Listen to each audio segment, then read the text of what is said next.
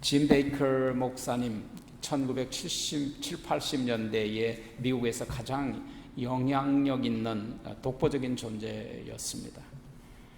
미주리주 남서부에 있는 모닝사이드 처치에서 목회를 한 그는 세계적인 명성을 얻었죠.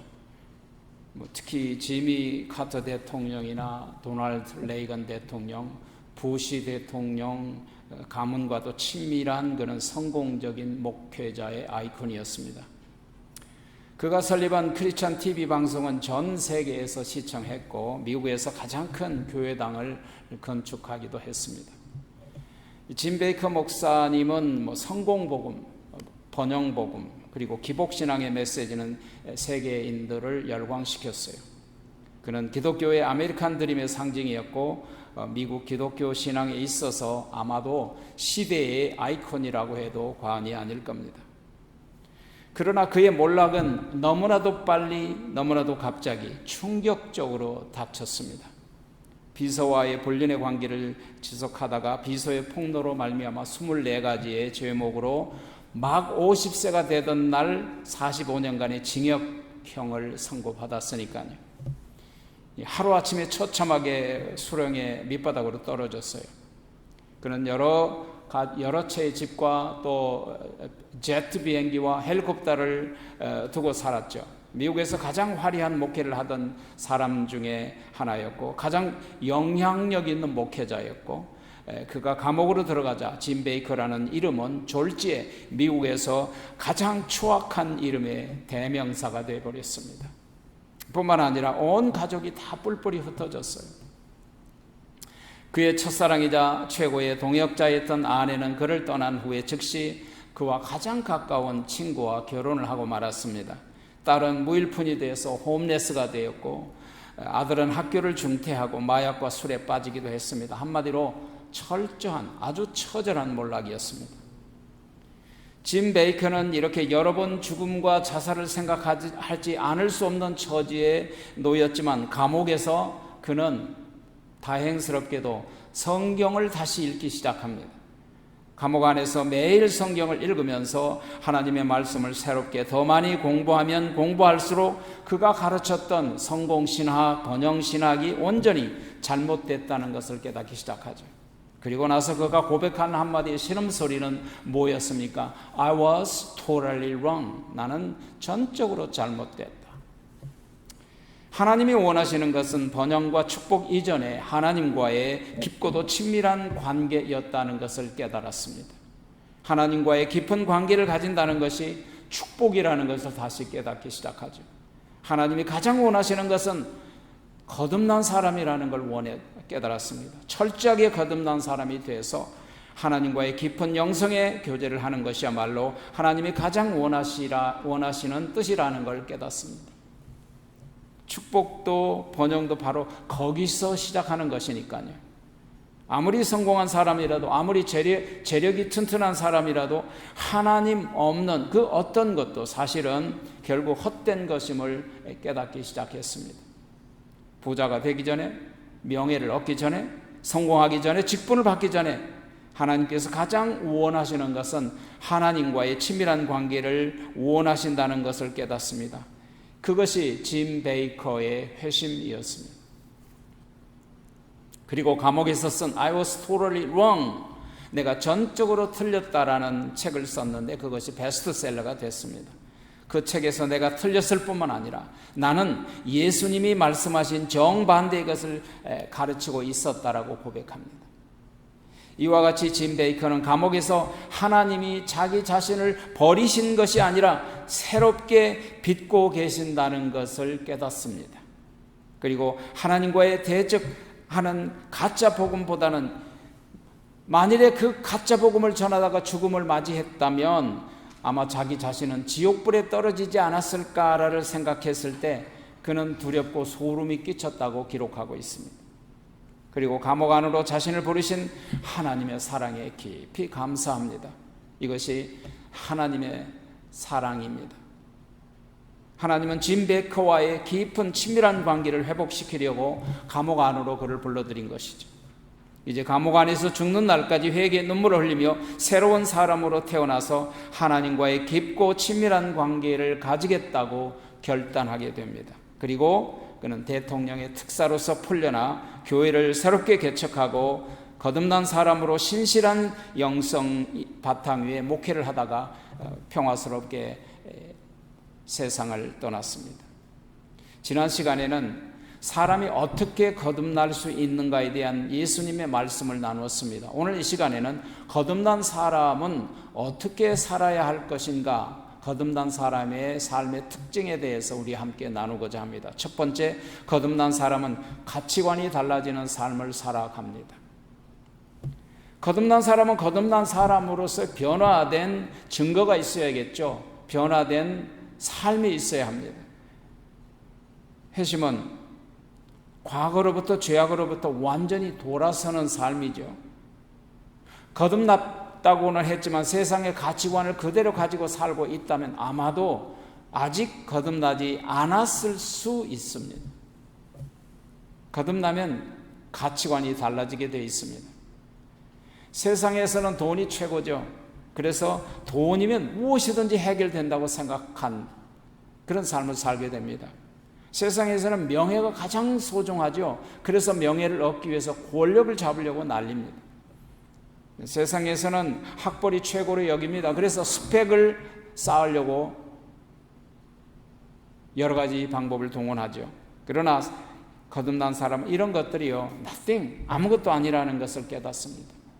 거듭난 사람은 그리스도를 아는 것을 최고의 가치로 여기죠. 그 대표적인 예가 바로 사도 바울이었잖아요. 사도 바울은 당시에 최고의 권력자 중에 한 사람이었죠. 71명의 국회의원 가운데 한 사람이고, 거듭나기 전에 최고 학자고, 가말리엘이라는 최고 가는 학자의 수제자였고, 사도 바울은 거듭나기 전에 종교적으로 흠이 없다고 스스로 자부했으니까요. 그는 권력의 중심에서 출세기를 걷고 있었습니다. 그 정도면 세상에서 그 이상도 부러울 게 없는 사람이었죠.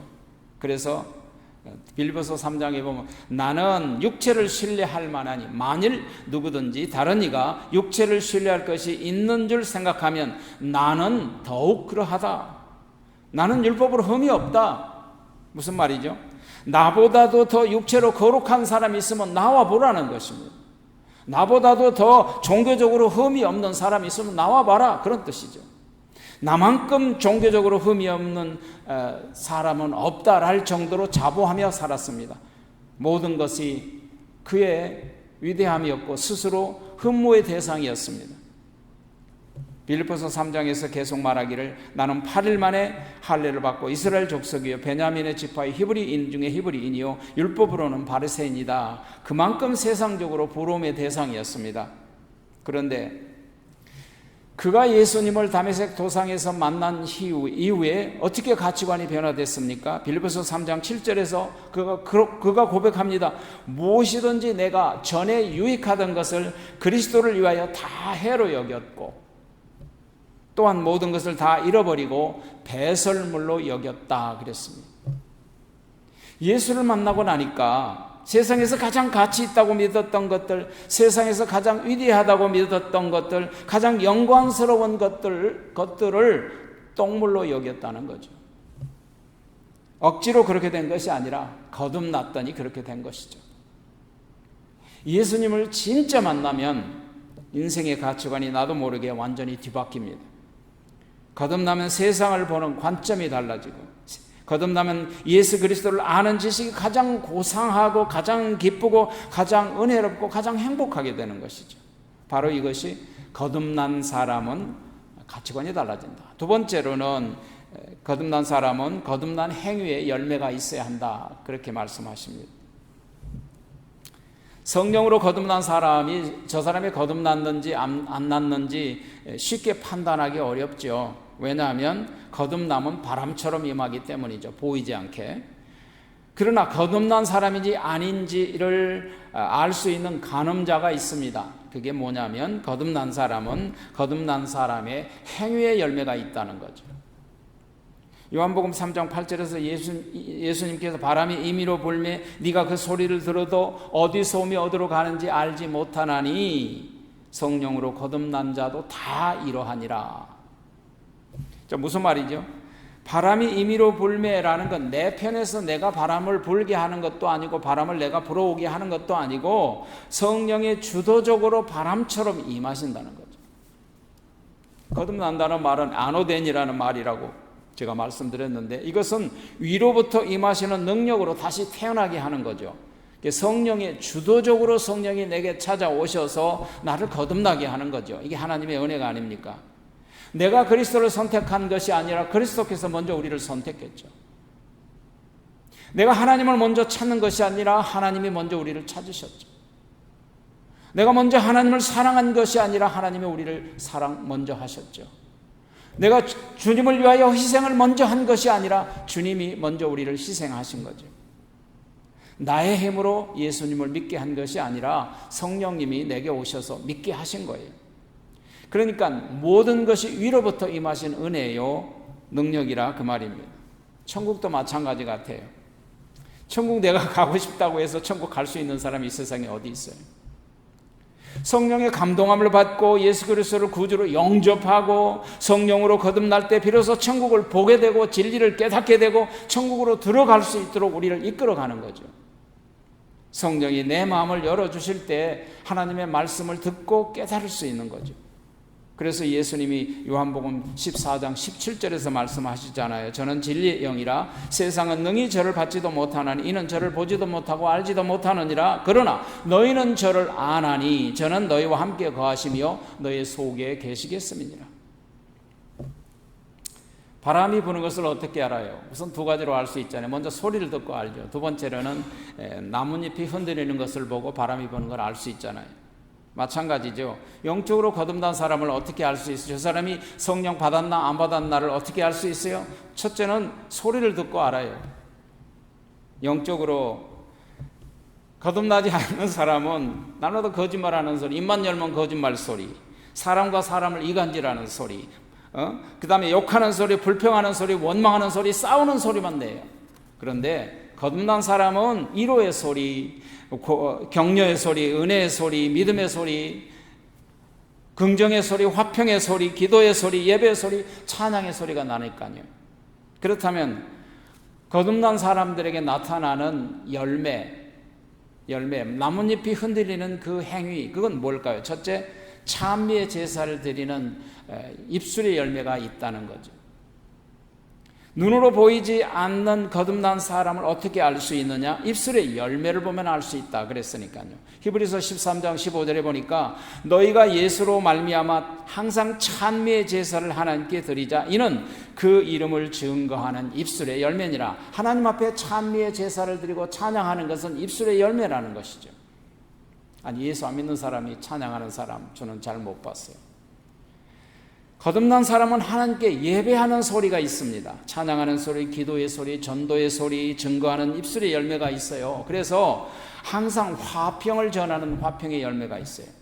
이사야서 57장 19절에 보니까 입술의 열매를 짓는 나 여호와가 말하노라. 입술의 열매를 짓게 해주는 이것은 나 여호와가 하나님만이 하실 수 있다는 거죠. 거듭난 사람의 입술은 그래서 사람과 사람의 화평의, 그 다음에 거듭난 사람은 화평의 소리가 있죠. 두 번째, 거듭난 사람은 화평의, 그래서 행위의 열매가 나타나야 된다는 거죠. 눈으로 보이지 않는 거듭난 사람은 어떻게 알 수 있느냐? 나뭇잎이 흔들리면 바람이 부는 것처럼 영적으로 거듭난 사람은 나뭇잎이 흔들리는 행동이 있다는 거죠.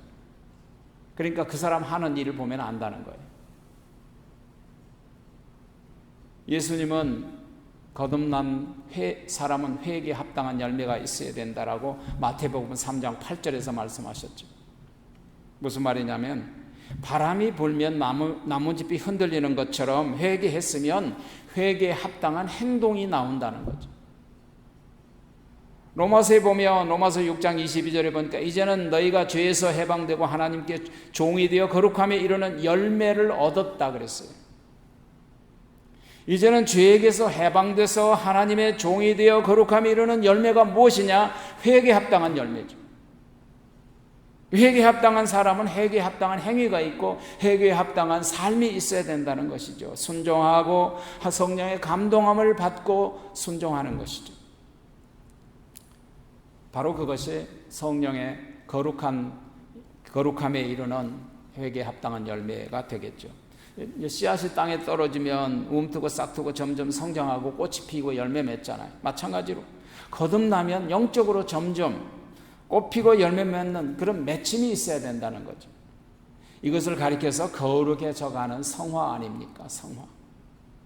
성화를 완전히 지나면 영화로운 상태가 되죠. 우리가 어떻게 영화로운 상태가 되느냐? 예수님이 오셔서 우리가 부활할 때 주님처럼 우리도 영화로운 상태가 되기까지 우리는 계속해서 열매를 맺어가야 된다는 것이죠. 특별히 마태복음 7장 16절 이하에 보면 그의 열매로 그들을 알지니 가시나무에서 포도를 엉겅퀴 해서 무화과를 따겠느냐. 이와 같이 좋은 나무마다 아름다운 열매를 맺고 못된 나무마다 나쁜 열매를 맺나니 좋은 나무가 나쁜 열매를 맺을 수 없고 나쁜 나무가 좋은 열매를 맺을 수 없느니라. 그러므로 열매를 보고 하느니라.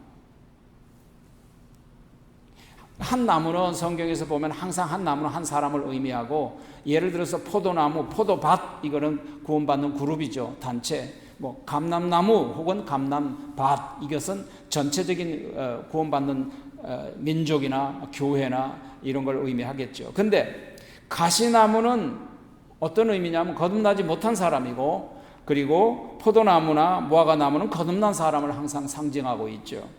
그래서 가시나무가 어떻게 무화과나무를 열매를 맺겠느냐. 가시나무는 가시 열매다. 무화과나무는 무화과 열매를 맺고 사과나무는 사과 열매를 맺을 수밖에 없다라는 것이죠. 그래서 열매는 사람의 행위다. 행위를 보면 저 사람이 거듭난 날을 우리가 알 수 있는 간음자가 된다. 세 번째 거듭난 사람은 의를 행한다 그랬죠. 의. 갈라디아서 2장 16절에 보니까 우리가 율법의 행위에서 난 것이 아니고 예수 그리스도를 믿음으로 의롭다함을 얻으려 함이니라. 율법의 행위로는 의롭다함을 얻을 육체가 이 세상에 없느니라.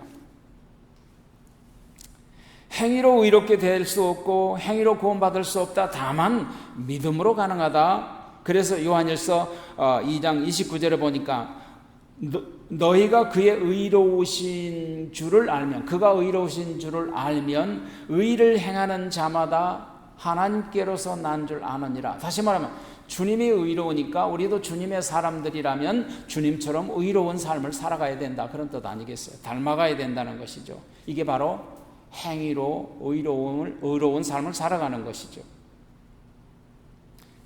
그러니까 성령으로 거듭난 사람은 의로운 행동을 할 수밖에 없다. 왜냐하면 성령은 의로우시기 때문이다.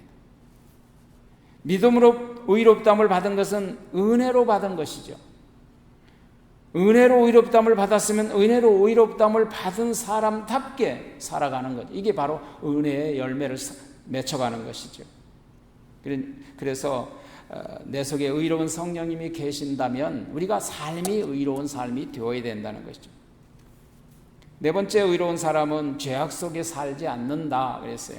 오늘 요한 1서 3장 9절에 보니까 하나님께로 난 자마다 죄를 짓지 아니하나니 이는 하나님의 씨가 그 속에 거함이요 저도 범죄치 못하는 것은 하나님께로서 났음이니라. 근데 이제 오해하지 말 것은 하나님께로서 난 자마다 죄를 짓지 않는다는 말은 전혀 죄를 짓지 않는다는 뜻이 아니고, 죄를 전혀 짓지 않는 사람은 이 세상에 없잖아요. 그래서 다만 거듭난 사람은 계속 죄를 짓고 죄악 속에 살아가지 않는다는 뜻이죠. 왜냐하면 성령은 죄를 깨닫게 하시고 죄를 인식하게 하시고 죄를 회개케 하시고 죄를 미워하시고 죄를 떠나게 하시고 죄를 이기게 하시는 영이기 때문이죠.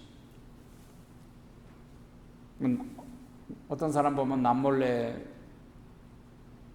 죄를 지면서 죄를 지은 상태로 계속 교회를 다니는 사람이 있어요. 뭐 그럴 수 있겠죠.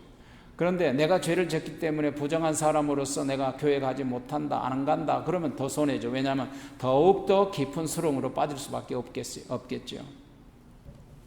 그럴수록 예배에 참석하고, 그럴수록 말씀 공부, 그럴수록 교제에 참석하고, 그러면 가랑비에 옷 젖듯이 서서히 무너지고 회개하게 되지 않겠어요? 다섯 번째, 거듭난 사람은 하나님의 계명을 지키는 사람이다. 오늘 본문 3절에 보니까 하나님을 사랑한 것은 이것이니 우리가 그의 계명을 지키는 것이라 그의 계명들은 무거운 것이 아니로다. 많은 사람들이 말하기를 나는 하나님을 사랑한다, 나는 교회를 사랑한다고 말하는데 사실 보면 교회를 사랑하고 하나님을 사랑하는 법을 몰라요. 그 법을 오늘 3절에서 가르쳐 주잖아요. 하나님을 사랑한다는 뜻은 뭐냐? 하나님을 사랑하는 것은 하나님의 말씀을 지키는 거예요. 하나님의 말씀에 순종하는 것이 하나님을 사랑하는 것이다. 요한복음 14장 21절에서 나의 계명을 가지고 지키는 자라야 나를 사랑하는 자니 나를 사랑한 자는 아버지께 사랑을 받을 것이요 나도 그를 사랑하여 그에게 나를 나타내리라, 그렇게 말씀하시잖아요. 그러니까 하나님의 사랑을 받는 방법이 뭐냐?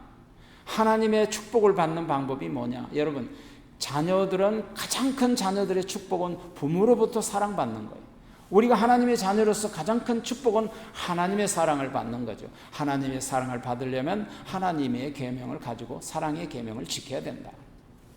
마지막 세 번째로는 거듭난 사람은 거듭날 때 믿음으로 세상을 이길 수 있다 그랬습니다. 오늘 5절에 보니까 대저 하나님께로 난 자마다 세상을 이기느니라. 세상을 이기는 이김은 이것이니 우리의 믿음이니라. 예수께서 하나님의 아들이심을 믿는 자가 아니면 세상을 이길 자가 누구냐? 구원받는 사람은 예수님이 하나님의 아들이라는 것, 그분의 성육신과 그리고 그분의 십자가의 죽으심과 부활을 믿는 자죠. 이게 바로 구원받는 사람의 고백입니다. 믿음의 사람은 예수님이 나를 대신하여 십자가상에서 죽을 때 나와 함께 죽었다고 고백하는 거죠. 그리고 사망 관세를 깨뜨리시고 부활하실 때 나도 예수님과 함께 부활했다고 믿는 사람이에요. 이 사람이 구원받는 사람이죠. 믿음의 사람은 그래서 예수님의 승리가 내 승리가 되는 거죠.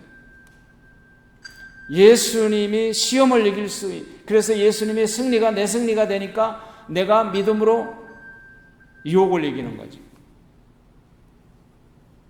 죄의 유혹을 이길 수 있습니다. 마귀의 공격을 이길 수 있고 세상을 이기게 하는 것이죠. 그렇습니다. 거듭난 사람은 변화되는 증거가 있어야겠죠. 거듭난 사람으로서의 변화된 삶이 있어야 합니다. 먼저 가치관이 달라져야겠죠. 세상 제일에서 하나님 제일의 가치관이 바뀌죠. 그리고 육신의 제일주의에서 영적인 제일주의로 바뀌죠. 거듭난 사람은 거듭난 사람으로서 행위 열매가 있어야 되고 입술의 열매가 나타나죠. 입술의 열매는 찬양의 열매요, 기도와 예배의 삶이죠. 화평의 열매죠. 사람과 사람 사이 화평의 말을 하게 되죠. 거듭난 사람의 행위는 회개에 합당한 열매가 있어야 되죠. 회개에 합당한 사람은 회개했던 죄를 다시는 저지르지 않죠. 저지른 죄를 계속해서 저지르지 않는다는 거죠. 죄에서 완전히 돌아서게 되죠. 거듭난 사람은 의로운 행위가 나타나죠. 거듭난 사람은 결코 불의를 행한 것을 즐거워하지 않아요. 성령은 의로운 일을 행하면서 기뻐하죠. 여러분, 악령은 악행을 행하면서 즐거워하죠. 거듭난 사람은 악을 미워하게 되죠. 거듭난 사람은 세상을 이기는 능력이 있어요. 죄를 이기는 능력이 있어요. 거듭난 사람은 시험을 이기는 능력이 있고 거듭난 사람은 유혹을 이기는 능력이 있습니다. 거듭난 사람은 그래서 세상을 이기는 능력이 있어요.